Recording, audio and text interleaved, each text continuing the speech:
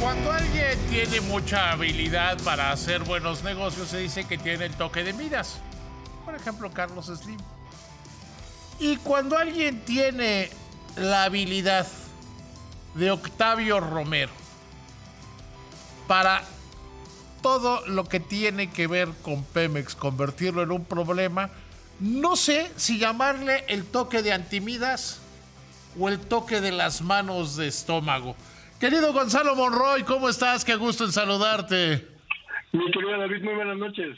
Oye, amigo, ¿cómo le hace tú que eres experto en el sector energético, cómo le hace Pemex? ¿Cómo le hace la administración de Pemex para que todo se le complique, todo esté mal, todo esté peor? Hoy producimos menos petróleo que en el 18. La refinería de Deer Park se cayó casi 40% su utilidad. Los ingresos, de acuerdo con la Secretaría de Hacienda, los ingresos petroleros cayeron casi 27%. ¿Cómo le hacen? Y además, que nos han costado a los mexicanos, a los contribuyentes, 1.5 billones de pesos durante este sexenio.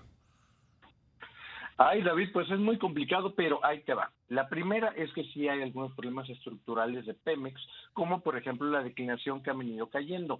Eso es un producto prácticamente de muchos años, varias administraciones. Sin embargo, esto no evita, porque también hay que mencionarlo, de que ha habido responsabilidades de esta administración. Una administración que lo primero que hizo, similar a lo que ocurrió con PDVSA, con Hugo Chávez, hizo una purga de muchísima gente muy buena, muy capaz, gente de algunos de perfil más comercial, otros de aspecto más técnico, que simplemente salieron de la empresa porque no comulgaban con la nueva administración y salieron rápidamente. En ese proceso fueron sustituidos por gente que no tiene el expertise, el conocimiento, o en forma muy sencilla de llamarlo, David, el querido callo, para entender de qué se hablaba. Y eso lo vimos, por desgracia, durante tú y yo te acordarás, cuando platicamos quizá de las primeras veces, cuando ocurrió el famoso y penoso incidente del Flow Cash, que teníamos el director... Ese fue, creo que fue las primeras veces que hablamos en este programa, tú y yo. Inventaron el Flow Cash. Exactamente. Y además aquí habría que recordar algo, ¿eh? En aquella presentación estaban conociendo a los de Hacienda y a los de Pemex. La impresión de la comunidad financiera internacional fue, oigan, ese Arturo Herrera es bueno. Oigan, ese Carlos Ursúa es bueno. Oigan, ese Gabriel Llorio es bueno. Ya qué malitos son los de Pemex.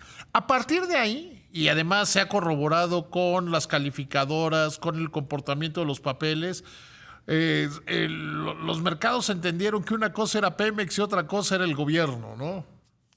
No, totalmente de acuerdo. Y aquí hay que entender, por ejemplo, en ese penoso incidente, que vale la pena recordárselo a la gente, fue cuando el entonces director corporativo de finanzas de Pemex, alguien que de facto era prácticamente otro subsecretario de Hacienda, pues simplemente no supo ni explicar en términos más sencillos el flujo de efectivo de Pemex y cómo era la idea que pretendían decir de que la nueva meta de la soberanía energética tenía sentido en términos de negocio.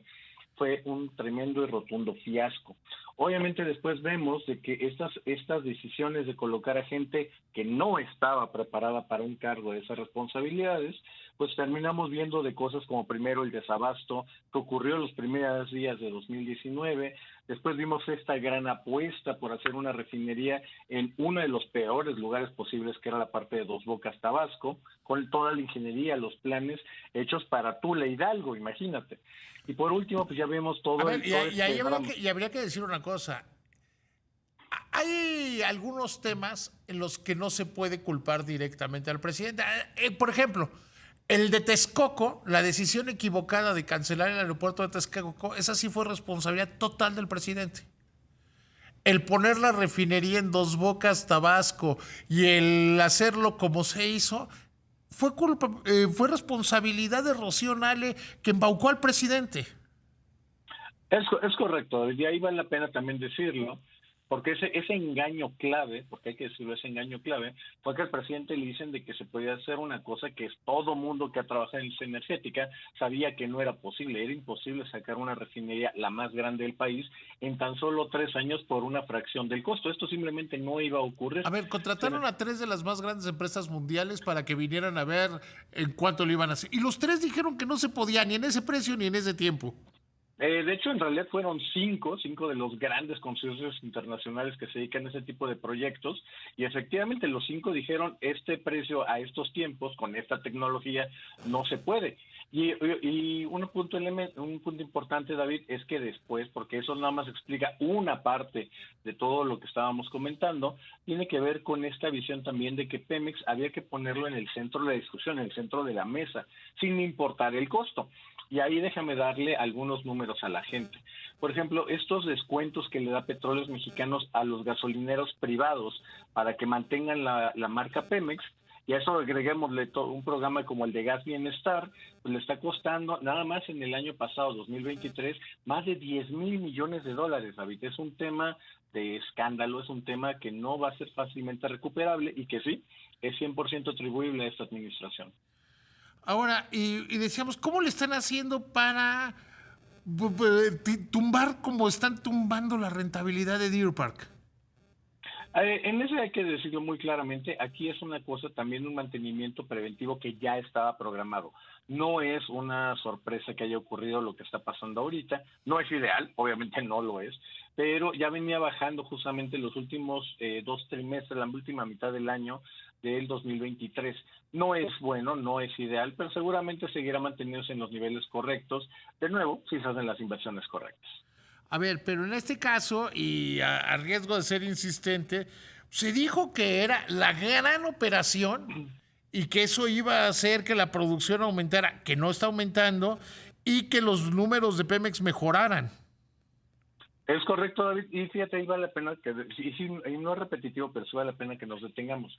La refinería se compra únicamente el 50%, en el deal que se tenía originalmente con Shell, el 50% de lo que saliera de la refinería venía para México o era control de Pemex, que lo podía vender en el exterior, a Estados Unidos, o traerlo para acá, para México. Uno de los temas esenciales es de que se respetaron los acuerdos que ya tenía la refinería y buena parte de la producción se ha quedado en los Estados Unidos. Y en los Estados Unidos el mercado del Golfo, en este caso del PAD 3, ha tenido una sobrepoblación, o bueno, una sobreoferta, mejor dicho, de hidrocarburos, principalmente de diésel. Eso es lo que también ha mantenido, junto con este paro programado que ya estaba considerado, es lo que ha derrumbado un poco la rentabilidad de la refinería.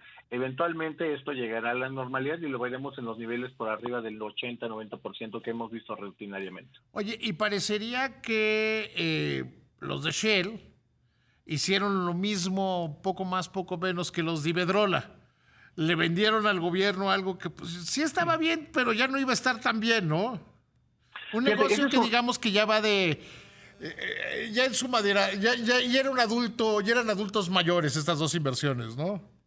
Es una buena forma de llamarlo, pero hay que entenderlo, como muy bien lo dices, es de que se están descarbonizando sus portafolios, obviamente para lucir más verdes, cumplir los compromisos ambientales que tienen, en el caso de Shell con la Unión Europea, pero también con sus accionistas. Pero especialmente, y aquí vale la pena mencionarlo, David, es una historia que no es del todo conocida, tiene que ver con que Shell, como operador, estaba tratando ya de cortar el suministro del crudo maya mexicano. La idea era quitar las coquizadoras, regresar a una configuración más simple y aprovechar la abundancia que tiene Estados Unidos, producto del fracking de crudos más ligeros. Obviamente eso hubiera sacado a México y especialmente a Pemex de la jugada. Sí hubiéramos tenido participación en la refinería, pero ya no había forma de colocar nuestro crudo. Hubiéramos tenido que venderlo ya sea a mercado de spot o salir a buscar otros compradores.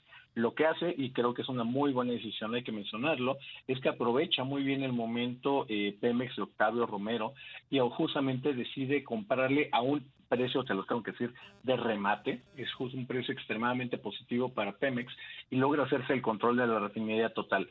Eso le asegura a Pemex seguir teniendo un lugar en la mesa de energética de Estados Unidos. Oye, y muy rápidamente, ¿qué con la refinería de Cadereyta, Mira, Cadereyta es un problema, va a seguir siendo un problema y es una cosa que desde aquí, con toda responsabilidad y con todo cuidado, hay que decirle a la gente a Monterrey. Esa nube de contaminación amarilla, amarillenta que se logra ver, gran parte de eso es la combinación del dióxido de azufre que viene de la refinería de Cadereyta y muchas de las partículas suspendidas que hay, sobre todo en la parte que da hacia Saltillo. Aquí, obviamente, se está tratando de buscar alguna forma de que no contamine tanto. El gran problema es de que Pemex literalmente no tiene dinero, no tiene sus planes de tener la refinería. De nuevo, hemos escuchado todos el cuento chino de la soberanía energética, pero en el Inter esta contaminación literalmente está contaminando los pulmones de toda la gente del área metropolitana de Monterrey. Si pueden utilizar cubrebocas aún con estos calores, sus pulmones se los va a agradecer. Querido amigo, te mando un abrazo, que te vaya muy bien. Gracias por tomar la llamada. Claro que sí, mi querido David, te mando un gran abrazo a ti y a todo tu público. Que te vaya muy bien.